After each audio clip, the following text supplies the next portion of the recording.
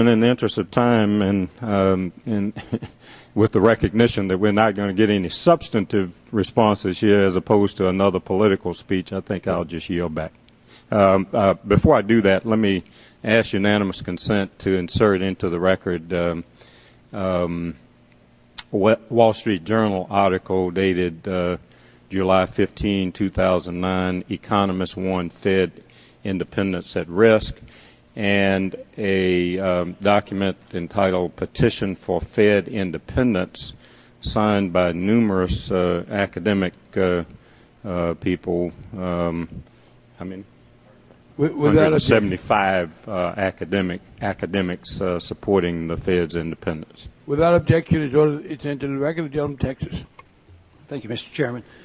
I'd like to follow up on an economic question regarding the secrecy of the Fed. If the Fed operates in secrecy and we don't have transparency, I would like to see if you could expand a little bit on what kind of economic consequences this has.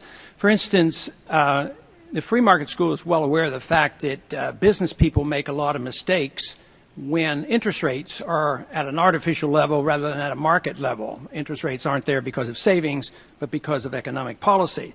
But this is along that line, but not exactly that. Does the secrecy of the Fed inspire maybe some misguided speculations? Could this secrecy encourage more mistakes? Maybe not be the cause of all the mistakes, but could this cause the businessman more difficulty? The other side tends to argue, well, we have to keep it secret because we don't want to shake up the markets, and secrecy conveys confidence. Could you address that, and could the opposite be true? I think the opposite is true, because I think when you have secrecy, inevitably what winds up happening, how do people make their judgments as to what's really going on the basis of wild speculation and wild unfounded rumors? So the more transparency you have, the less free rein is given to that type of irrationality. So the clearer we can be with the business community, the better. And the more they can understand, is this phenomenon that I'm seeing real? Is it because there's been some Fed manipulation? It's easier for them to make decisions if they are permitted to see the economy clearly. And I would have, if Congressman Paul does not object, I would like to add something about the subject of independence. The reason I raised it is that opponents of the bill are, I think, raising this as a red herring. This is not the subject of the bill. But secondly, it is not by any means getting off the subject to question whether the much vaunted independence is actually real, whether there is already political influence on the Fed. That is entirely a warranted statement. So I did want to say that in my defense, but Congressman Paul, you still have some time. Right. And I want to touch on the subject of history because I know you're also a historian. You did mention that 75% of the American people support this effort to have more transparency of the Fed. But in this recent court case, it was indicated, the Freedom of Information Act, that several rather mainstream groups supported this as well. It isn't just a fringe element that is requiring that. Dow Jones has supported this effort. New York Times, AP, Gannett, Hearst, Advanced Publications, and the Reporters Commission on Free Press. So there's a lot of people who do support this. And as I mentioned in my opening remarks, there's been a lot of this going on for a long time, but it seems like there's something historically important here. And could you address that in a more long-term historical perspective? Certainly. I think it's safe to say that since 1913, as a political issue, the Fed has, by and large, succeeded in depoliticizing itself. And that indeed is the goal of the Fed, to some degree, is to isolate monetary policy from the public. The argument being that technocrats can better handle this than regular Americans. So we better isolate it from them. And so what that means is that politicians, by and large, have not paid much attention to the Fed until one presidential campaign I can think of in the last couple of years. Other than that, I can't think of any presidential campaign that raised the Fed as an issue. So the fact that a bill like this comes forward, has hearings like this at the full committee level, when efforts like this have been tried in the past, as the chairman mentioned at the outset, and have failed, suggests that this is indeed a historic moment.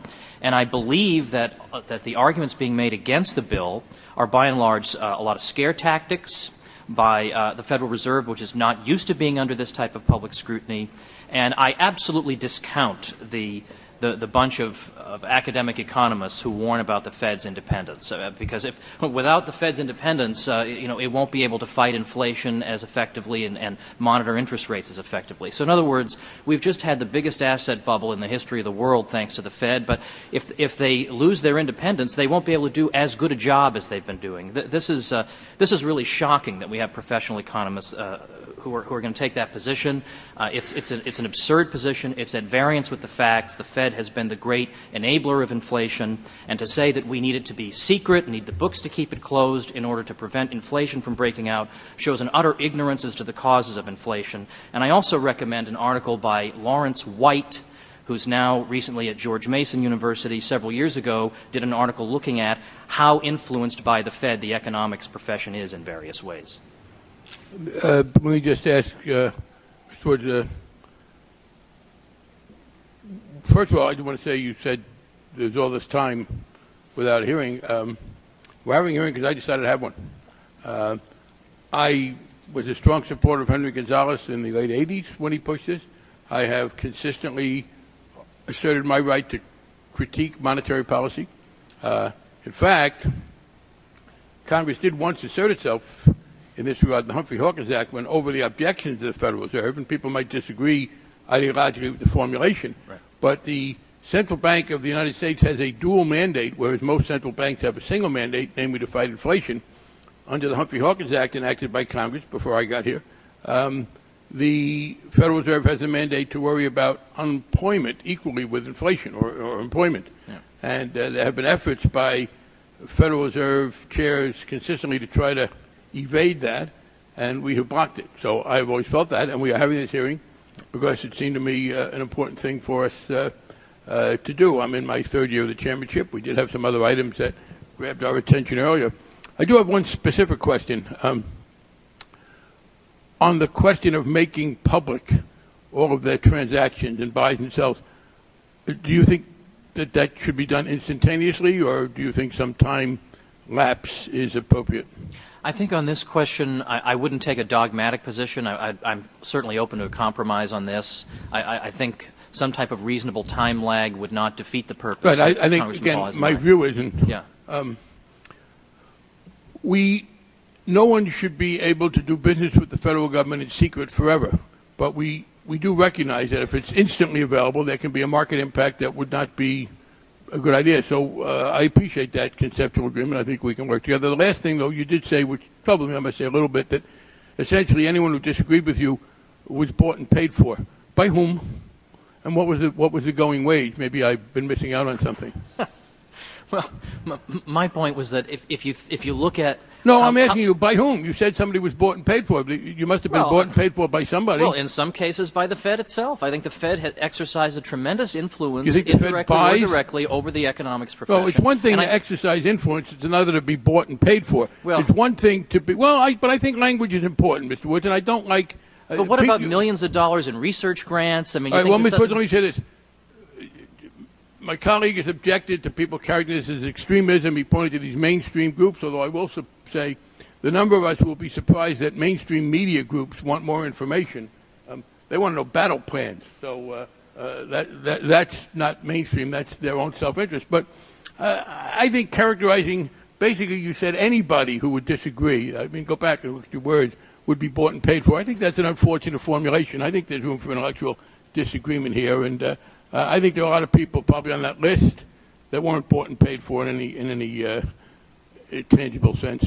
Well, I bet, though, if we did a poll of the various people who are calling congressional offices on behalf of the bill, I just can't imagine that many are calling up and saying, you know what, I'm telling you, I'm going to vote you right out of office if you open the books of the Federal Reserve. Well, that's totally unresponsive to what I said, Mr. Woods. Why would you do that? I am talking about my objection, frankly. You're characterizing all of those who oppose this, and I'm generally for it. As bought and paid for. I really would like to avoid that kind of impugning of each other's motives. Perhaps it was an unfortunate rhetorical flourish, but it was Thank done you. in the spirit I would just advise you, as a witness, look, you're free to do it. Why don't you leave the unfortunate rhetorical flourishes to us? We get paid for it.